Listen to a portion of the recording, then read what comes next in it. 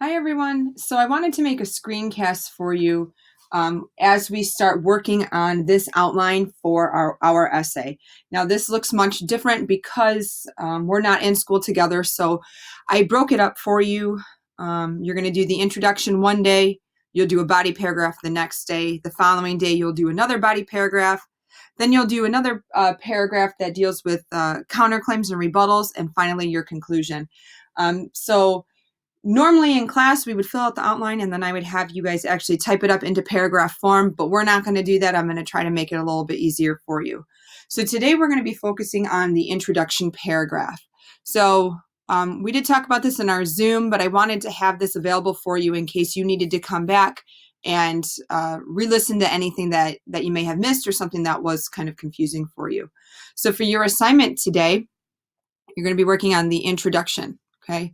So it says right here, introduction paragraph. Write a sentence that will grab your reader's attention about your topic. Attention grabbers can be a question, little known fact or statistic, definition, etc. And this is not the first time that we've talked about attention grabbers. When we did the traits of writing, we also discussed it then. Okay, so just to give you guys some ideas that maybe you could use for this sentence right here. Okay, because this is only one sentence that you need to write. Okay, maybe you look up the definition of a spy.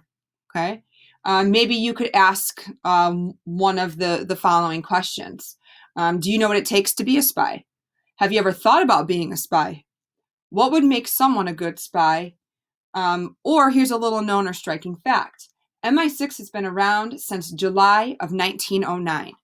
So whatever you want to use for your attention grabber, you can use right here. You are more than welcome to refer to some of the things that I just mentioned or come up with one on your own. Just make sure that whatever you type here, you are using capital letters and correct punctuation at the end. Now, it only needs to be one sentence. Some of you guys are going to want to go above and beyond and write more than one. That is completely fine. All right, so the second part of an introductory paragraph is that we have to have some background information. Okay, again, this is something that we've already talked about earlier on in the school year when we did the traits of writing. For this particular argumentative essay in regards to Alex Rider, we need to think about what are some things that we know about him. Okay, so for this part, your second sentence, okay, so some people might write 2 to 3 sentences here. What is some important background information that the reader needs to know about Alex and his skills? Think about what he is good at and what Ian had been training him for when he was younger. All right, so for positive people, those of you that are saying that Alex Rider will be a good spy, maybe think about some of these things. That Alex is familiar with rock climbing. Alex also has been practicing karate since a young age. And he's also familiar with several different languages. We also found out at the end of the novel that he was also able to drive. So for those of you that are negatives, okay, those of you that are arguing that Alex Rider will not be a good spy for MI6, think about some of the mistakes maybe that he made. That sometimes he speaks out of turn, right? He did that with Herod Sale a couple of times. And that he does not always pay attention to detail. So there were a few things that maybe he did mess up on throughout the novel. And finally, you can even mention that he didn't really want to be a spy for MI6. We know that he was kind of blackmailed into it.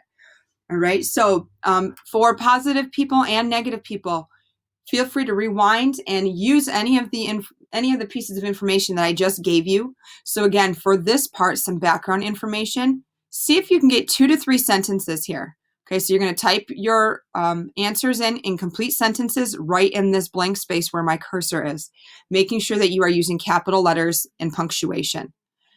Now we get down to the bottom part, okay? So the very last sentence in any introductory paragraph is going to be called either a main idea statement, a thesis statement, and in an argumentative essay, it's called a claim statement. So write your claim statement about your thoughts on Alex as a spy here. Remember that this can be found on your evidence logs at the top.